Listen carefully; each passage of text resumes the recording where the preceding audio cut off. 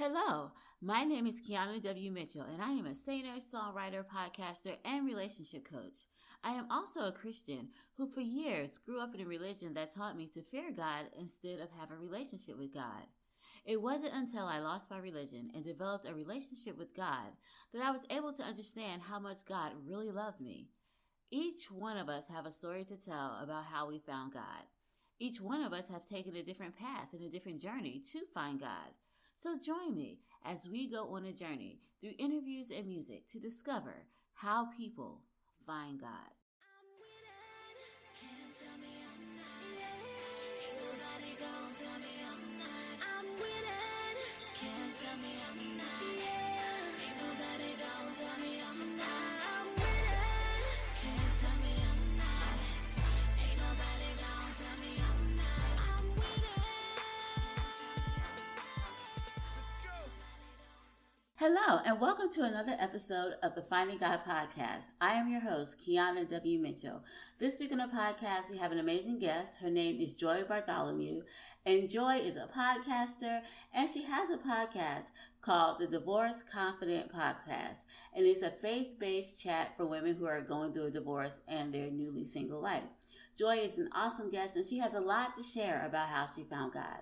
So without further ado, here is Joy's interview about how she found God.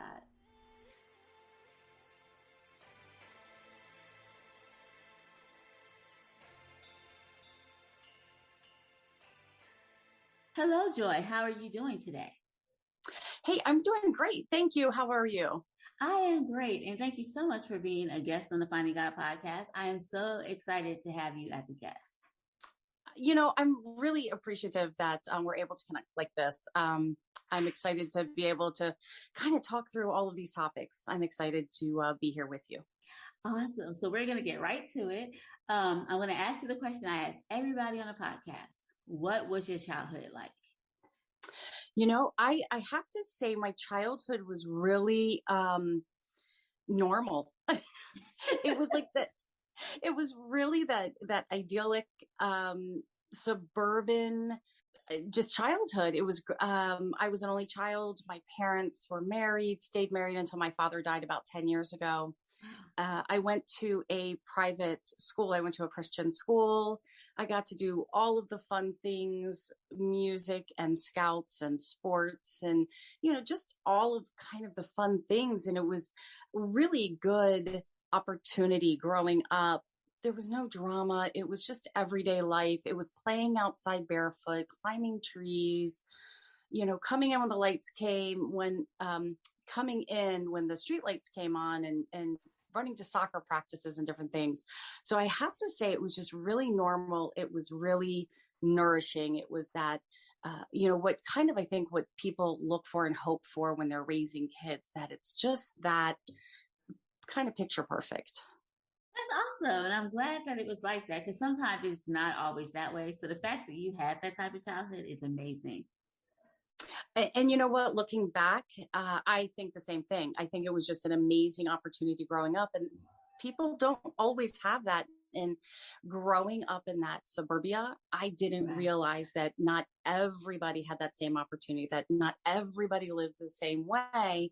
And it wasn't until I got much older that I went, wait a minute, this is a small percentage of how people live and how they grow up. And we do this service project through church, Appalachia Service Project, where we take the kids, the teenagers, into different parts of the Appalachian Mountains and do home repairs for people maybe who don't have the funds to be able to do it. And it's good for my kids who kind of have this suburban life to be able to see part of that as well. So sometimes it's not what you've grown up in and what you know, but you have to be able to step out and find some of those opportunities to interact with people who are different. Yeah. And I think that that's a huge growth opportunity. Absolutely. So as a child, was that a part of your life? And did you guys go to church? Yes, no? How did that work out? So I went to a Southern Baptist school from kindergarten through 12th grade. Okay. We went to the same church that the school was associated with. I was in that building 6 days a week most times. When we switched churches a little later on, it's just funny, like the church drama that happens that you don't really know about as a kid, but now you Yeah. see maybe as an adult. My parents switched churches because it just wasn't the same feel for them. So Right. they switched churches and we went someplace else. And you could tell the vibe was just a little bit different. So I got baptized in elementary school. Mm-hmm.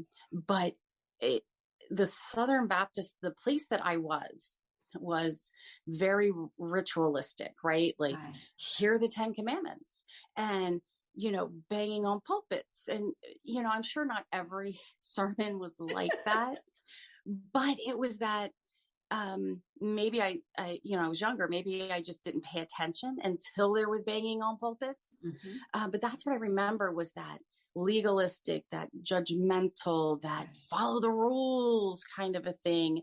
And I think it was a little bit of a scared straight program, for us when we were younger, like, oh, you can't do anything. You can't step outside of these boundaries. And it wasn't until much later that I kind of grew out of that very confined way of thinking.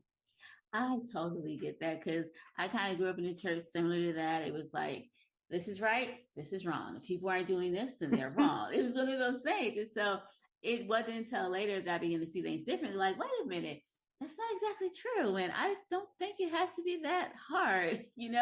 I totally get where you're coming from on that one because, yeah, it was the same Yeah. thing. And it was just so confining. Like, you just felt like you were Absolutely. going to step outside the box. Like, we had to wear dresses to school. And if they thought our dress was too short, if we knelt on the ground, Mm-hmm. if it was 2 inches off the ground, that was too short. And it Wow. was, it was a talk to the parents. It was a Mm-hmm. talk to the, whomever. I mean, our cheerleading outfits were hysterical. Like, I thought we were Amish, because those skirts were so long. Yeah. But it was just a different way of thinking and interacting with faith and religion Mm-hmm. and interacting with God than where I am now. Yeah, no, it's funny because I remember when I was growing up, my mom wouldn't let me wear pants because she's like, Nope. you can't wear pants, it's against the Bible and all kind of stuff. And so in my 20s, when I got my first pair of pants, she literally was like, Keana, it is too close to the end of time for you to be doing this. I'm just like, Mom, listen, the pair of pants. So then I had to explain to her, because by that time I was reading the Bible myself, and I was like, listen, I said, in the Bible, it talks about men and women clothes. I'm like, but these are women pants, okay? They have those now. So I think that you would be okay if you wore them, and I'm pretty sure you're not going to go to hell if you have a pair of pants. So after I did that, then she started to wear some pants. I was like, it's okay. Like, I think you're going to be all right. But I get it. That's how it was. Yeah. And even now, like, I look at things and I go, oh, that's not good. And I have to remember, going back, like, God wants you to be in the church, in the service, listening to the word. He's not so much caring about how you got there and how you got dressed to get there. Right. Right. Yeah. Like, he wants you to be a part of that community and part of that body of Christ. Like, so what if they're wearing their football jersey Mm-hmm. with a pair of jeans into church? Like, Yeah. I definitely fight myself on that, back and forth, because it's not what I grew up with. Yeah, and I've always said sometimes it's difficult if you grew up in a Christian environment. And like you, Mm-hmm. I also went to a church school that was associated with my church. So when you grow up in those kind of situations, it's hard to stop yourself sometimes from being judgmental because that's all we were taught. Like, we had to do this, had to do that. People aren't doing this, and they're wrong. So when you grow up thinking like that, it is a challenge at times to be like, no, no, no, no. Stop. I had to tell myself sometimes, I can't stop it. Not a big deal. It's not the end of the world. I think you'll be fine. Just because that's the way I was raised, and judgment was something that was just constantly pushed on me in a way that I didn't realize it until I got older. I was like, oh yeah. So I was taught to be judgmental on it. Maybe that's why sometimes I find myself doing that. But it's important to realize that, hey, it's, we were brought up in a judgmental environment. We couldn't, it's just something that happened. But the fact that we are older and we see things differently, I think, and we can catch ourselves, I think that helps a lot. And that's huge, being able to catch yourself and be able Mm-hmm. to see those differences and go, oh, but it's okay. Yeah. Change isn't always bad. And there's a respect issue, right? Like, I'm not going to dress or do things in church that are disrespectful, but people who don't grow up in that environment like I have to make sure that I have like that broader scope, Exactly. in regards to all of that. But yeah, I totally understand. Absolutely. Yeah. So as you got into your teen years, how did you view God as a teenager? Were you still close to God? Did you have him in your life? Were you starting to rebel during your adolescence? Like what happened during those teenage Ooh. years? Those teenage years, I think for everybody are rough. I was just looking at something and they're like, adulthood isn't so bad. It's those middle school years, Yeah. those are Absolutely. so awful. But, there was a point in time, like I played piano. I ended up playing piano for a church my senior year of high school. And I felt destined. I'm going to marry a pastor at some point. Like that's just in my destiny. Like I play piano, I sing in the choir. I've gone to church all of this time, like that's just my route. And it didn't go that way. And Right. that's completely fine. But I was growing up a little out because we switched churches to a Presbyterian church. And, I can remember my mom going, but they don't have kind of the in the box thinking. They're light and love and, Yeah. different things. So it brought in a whole nother aspect. So I still did the youth group thing, but it was all very superficial. I was being the good girl and I was checking the boxes, Yes. but I wasn't building. And I was like, yeah, I can say the Apostles' Creed and I know the Beatitudes and I know all of these verses and things. Like eighth grade, we had to memorize Proverbs 31. I mean, like that lady, whoever she or the compilation of people she is, like she's a Yeah. rock star, right? But Absolutely. we can't live up to that. And Mm-mm. and so I was still living in that legalistic way. I get that. No, that is so true because I know that in for me, high school was kind of like me starting to rebel in a quiet way because I knew that I was Mm-hmm. still living in my mom's house. So what I would do, I started off small. I've always loved music. I've always Mm-hmm. been annoyed with the restrictions of music that I had growing up. So I started listening to maybe Boyz II Men and Stevie Wonder. And in hindsight, that's really not a big deal. Listening to Kirk Franklin, like, come on. But back then, in my Mm-hmm. mom's house, that was a huge deal because they had drums and it was like not Christian music per se. So when I tell people about my rebellious stage, they're just looking at Mm-hmm. me, especially my kids. They're like, "Mom, that was lame. Like, how was the That rebellious doesn't stage?" count. They tell me that all the time. Cause I'm like, my rebellious stage, I was listening to Boys and Men in the house on my Walkman because we had those back then on my Walkman, Right. and they're like, "Huh?" I was like, "Yeah, I was really bad." I was like, I was really rebellious. My mom was sitting on the couch and I had it in my headphone. I was just Stevie Wonder, and they're just like, "What?" I was like, yeah. And they're just like, Mom, that sucks. They're like, that's not even a rebellious That's stage. They're like, I wouldn't even tell people about it. But to me, that was like rebelling or something that was rebellious Mhm. because I wasn't quote unquote listening to church music. So I get that 100%. I honestly do. So for you, when did you begin to realize that it was about having a relationship with God? How did you I guess I want to ask, how did you get closer to him after your teenage years? When it stopped checking the boxes? When did you realize it was more than just doing the good girl kind of thing?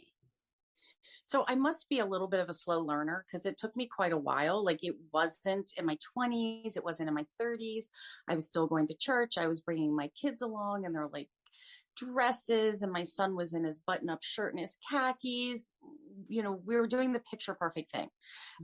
It really wasn't until, I don't want to say crisis, but until my divorce hit that I really wasn't available to step into that space Right. where I was had to find some faith, Mm-hmm. and step it into it in a new way. And my church, I have to say, was very good in regards to divorce issues. They have a Right. divorce care program, so they weren't judgmental. Good. The church I'm going to, and I love that. But my own personal legalistic background, I couldn't walk into that building for a solid year. Like once the divorce and I started going down a little bit of a self-sabotage rabbit hole, some things, bad choices. Like I felt like my rebellious stage came at 48, not at 18. Okay. And so following in that line, I couldn't step into church. And it wasn't until I really had to kind of sit down with making some changes, sit down with my depression, and sit down with some things. I can remember, my background is, I'm a police officer, and I've been a police officer for 30 years. And I can remember driving, my ex-husband was was an officer as well. And I can remember driving down the road in my police car sobbing. Yeah. Like, if people passed me, they're like, she's having a breakdown, right? Like, Yeah. and she was in a police car. This can't be good. So I'm having this absolute sobbing, crying out, why are you doing this type of a moment? And I look over and there's this Greek Orthodox church next to me. And I'm like, it's a beautiful building, but he's in there. He's not here. Right. It's there. It's not here. And literally I'm sobbing. All of a sudden, I'm in the car by myself. And all of a sudden I hear, I have something better. Wow. And the sobs stop. I literally hiccup and I look around. I'm going, there's nobody here. It's just me. Mm-hmm. And I heard the voice again. I have something better. Wow. And I said, wait a minute. This is crazy. This isn't what's going on. Like, it took me a while to process it.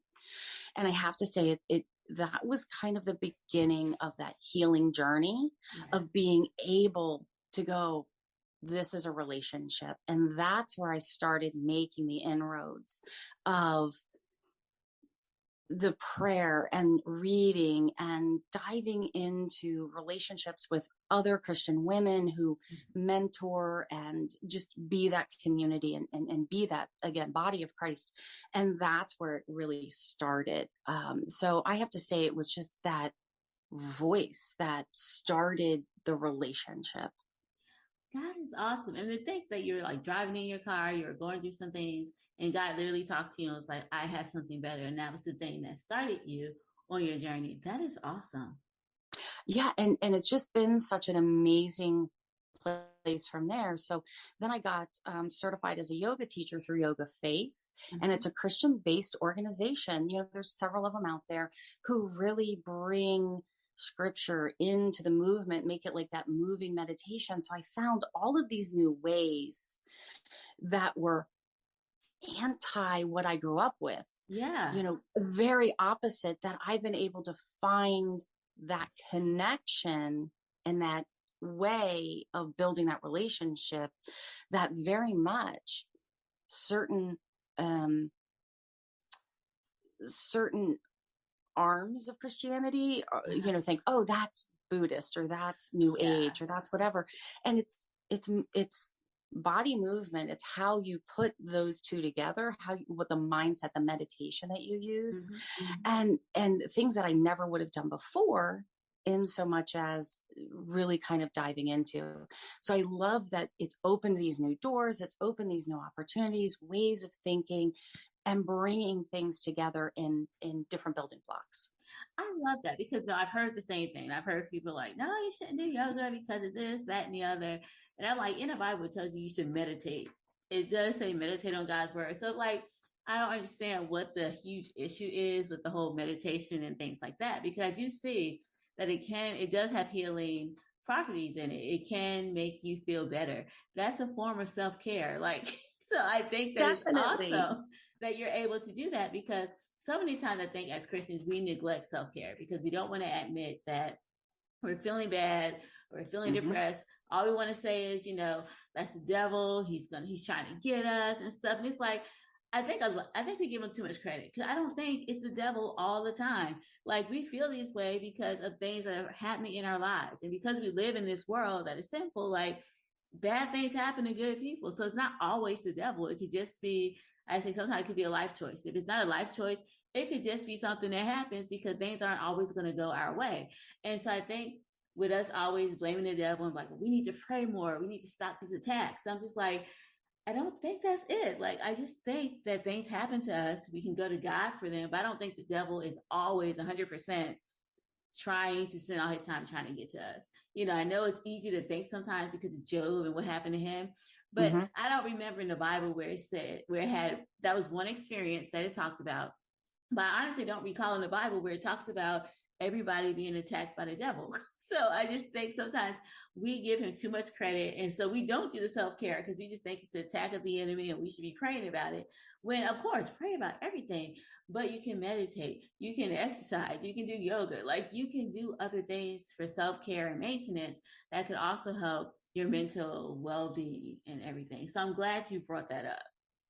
Yeah. And I think self-care, that whole phrase self-care isn't selfish. And I think that that's really, the truth of it. Right. We can't always give, right? Like we have to take, depending on our personalities, we have to be able to sit back and take in and replenish and restore. And if it's through a time with girlfriends, if it's through a time with quiet time in your morning practice, through exercise, if it's a massage, if it's a manicure, and that's your self-care where you feel that you're getting that quality or that luxury time or whatever it is for you, then that's perfectly fine. You can't use that as an excuse just to spend money and to get away and those types of things. But I think that there is that true replenishing that can come through and that nourishment that can come through in that personal time. Yeah. And we as women, at least, make so many excuses. Oh, no, my family needs me. This needs me. I need to run errands. I need to cook dinner. I need to clean the house. I need to do need, but you haven't fulfilled your own needs. Exactly. And I always say, if you haven't fulfilled your needs, you can't help anybody else because you're just as empty as they are. So exactly. Yes. Yeah. You're running on empty. And I think society in general, and I think that's what COVID has shown us, is that we were running on empty. Yeah. And I think COVID was a little bit of a reset for that. How many people just dialed everything back? Yeah. Had those family dinners, had movie nights, game nights, sat around a fire pit, sat around and just chatted that they hadn't done in years. Exactly. So I think that even though that, that was a potentially awful time to go through, I think that it did have a positive impact on so many people. I agree. I totally do, because I know for me, how can I put it? It's like I felt bad for what was going on because I knew people were dying and people were hurting. And, as a world family, like nobody knew what was really going on. So, I mean, that was a scary time. But during that time, I did spend more time with my kids. They didn't have to go to school. My husband didn't really have to work as much. I was able to focus on things that I like to do because people were giving out free courses, free this, free that. So, I mean, for me, it was a nice, relaxing time where I had a chance to, like you said, dial it back, relax, figure some things out for me. And it helped me spiritually, I believe, because during that time, I wasn't, church was off the table. So since I wasn't going to church as much, I had time to kind of think and read for myself, because when you were talking about earlier how you were going to church with your kids, but you kind of wasn't feeling it, that's kind of how I have been feeling for years. But I was just like, well, this is what I'm supposed to do. And, I have to do this and I have to do that. But when I didn't have to go to church, I tell everyone I had a chance to step back and then just get to know God for myself. I got a chance to question all the things I need to question, read everything I need to read. And I found out that what I was pretty much taught is not exactly how it works out. God is bigger than those rules and those regulations, and you don't have to stay in a box or anything like that. And I tell everyone, just because I don't really do religion or anything, doesn't mean that I go and do all kind of stuff, because my whole thing is like, if we love God, then we're going to do things to please him. But we're not going to do it because of rules. We're not going to do it because of religion or because we're scared or going to hell. We're going to do it because we genuinely love God. And for me, I think loving him has a better impact than fearing him, because you do things if you're afraid. But if you do things because you actually love somebody, I just think it means a lot more. And it's easier to do because you love someone rather than just doing it. Well, I got to do this, have to do this, or else bad things can happen. So that was a time for me that I have to say I kind of grew spiritually. And even now I feel, good. God and I have a good relationship. I learn new things every single day. It's just amazing. So yeah, I totally understand. It's like the pandemic was a bad thing, but for me, it also has some good implications as well. Yeah. And like you were saying, you take those obligations off and you start learning because you want to learn. Yeah. You start interacting, you start worshiping, you start growing in that way. It's so authentic and genuine. It's not forced, and it has that freedom to it. Yeah. Absolutely. And it's like you're no longer afraid of, oh, if I mess up, I'm going to go to hell, or not knowing what would happen to you. Because it's like you already know. You're just having a relationship with God is easy, it's carefree, Mm-hmm. it's not stressful at all. And I just found it to be so freeing for me. Right. And I found that through my divorce. Like, I kept thinking I'm going to be judged because of this isn't what God's intention was with marriage, was to have this divorce. But he loved me more than he loves my marriage. Yeah, exactly. Right. Yes. And so I had to be able to separate that, and I had to be able to step into that, because that was part of it that was playing inside. And that was where I really had to find that reconciliation Mm-hmm. between God and religion and life circumstances, to be able to meld those together and be able to feel comfortable and accepting and moving forward in a way that I was like, I'm not going to be judged for this. Right. He loves me no matter what. Mm-hmm. He knew my divorce was going to happen Yeah. before I even was born. Like, he knew these things, and he loved me still. He loves me through them. And, that's not going to change.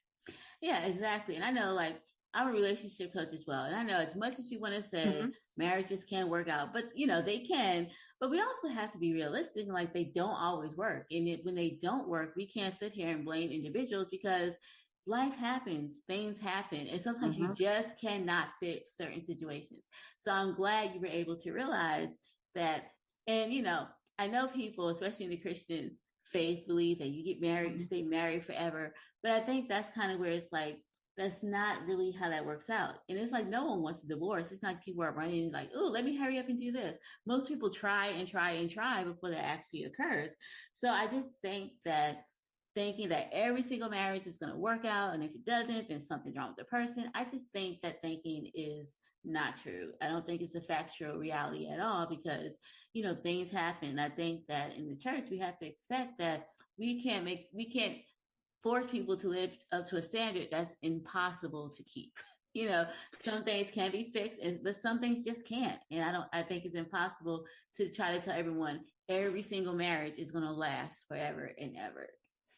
Exactly. And I know so many people who have stayed longer than they should have, Uh-huh. in toxic situations. Right. I know that word is overused, but in toxic situations, they may not reach abuse, but there's that sliding scale of a negativity in a marriage, and it doesn't have to be abusive to be bad. It can still Exactly. be, it still can be a bad relationship. And yeah, if you can fix it, if you can work on it, if you can go to therapy, but both parties need to be able to step Yes. up and make that commitment. Mm-hmm. And sometimes you have one side that will and one side that won't, and it's not going to get reconciled because both of those parties aren't putting in the time and energy that needs to happen. And I Exactly. don't want people to think that if you end up getting divorced for a myriad of reasons, that you're a bad person, that Right. you're not loved, that you can't um, continue to walk in a Christian faith, that you can't continue to come to church and have that relationship with God. So I want people to know that in my realm of people that I talk to and I deal with, I really want them to know that you're loved, and that is bigger than those circumstances. Exactly. Yes. So, if there was someone out there who is actively looking for God, what advice would you give them? It's that quiet time. I For me, I really found it was in quiet time, in reflection, in journaling, in nature. But it was in that alone time that I was able to find that connection. I can't find that connection with the dog barking, the doorbell ringing, the kids like swirling through my head while I'm making dinner. For me, I needed that specific space. So if that's your morning routine, if that's your evening walk, if that's your meditation, if that's your exercise, whatever it is, finding that space where you can be alone to interact and to have that prayer and conversation, I think is huge. I love that. That is so true. Just finding time to spend with God. All right. Well, thank you so much for being a guest on the show. I truly enjoyed our conversation, and it was awesome to have you as Thank a you so guest. much. Wow, what an amazing interview. I especially love it when Joy talks about how it's in the quiet times that you're able to find that connection with God. And I find that to be so true because there are so many times when I am busy, or even if I get up early in the morning to have devotion and my mind is racing, it is hard for me to connect with God. It's hard for me to think or pray or even talk to Him because my mind is going in so many directions. And so I love it when she says how it's important for us to find that time, find that quiet time with God, whether it's driving in your car, getting up early, taking a walk, whatever it is, just find that quiet time and that space with God where you can connect and talk to Him so that you can develop a relationship with God. And let me tell you, sometimes it can happen organically, but then a lot of times we need to plan to spend time with God. So you know how you was planning to go out on a date with your significant other or plan to do things with your kids? Well, I kind of think if we're in a relationship with God, it's important to plan time to spend with Him. And be like, God, okay, this is the time I'm going to spend with you. Let's talk, let's connect, and find that quiet time and that quiet place where you can spend time with God and connect with God. So if you are having a hard time spending time with God and talking to Him and just finding that time, I would encourage you to think of it as a date, an appointment, something that's important, and set aside that time to spend with God.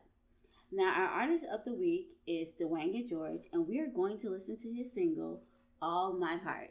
So here is the single, All My Heart, from our artist of the week, Dwayne George.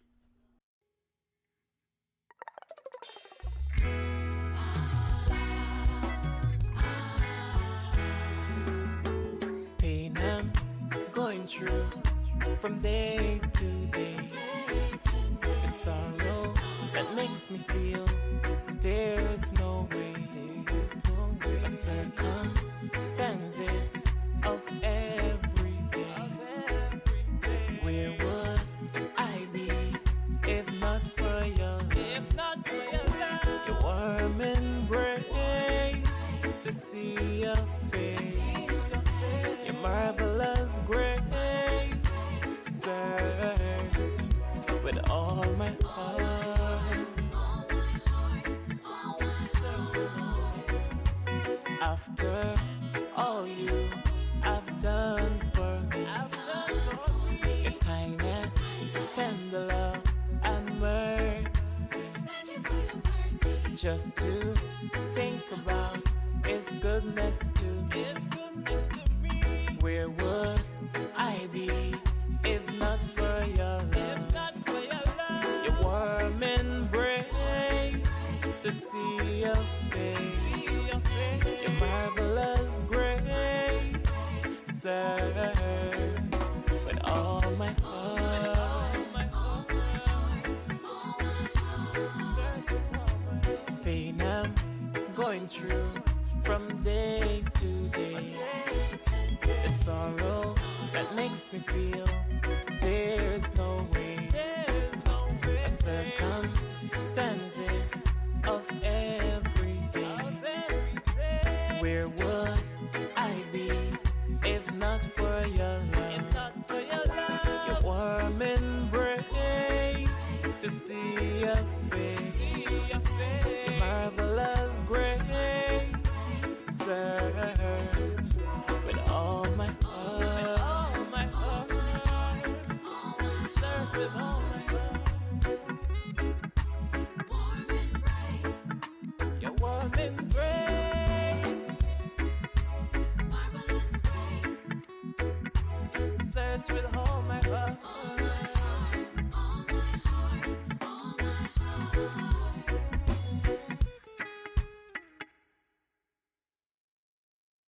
Before I end the podcast, I would like to thank you so much for being here with me today and for listening to another inspirational story about how people find God. If you love the podcast as much as I love spending time with you, I encourage you to share this week's episode with a friend or family member and to make sure that you like and follow the podcast wherever you listen to podcasts.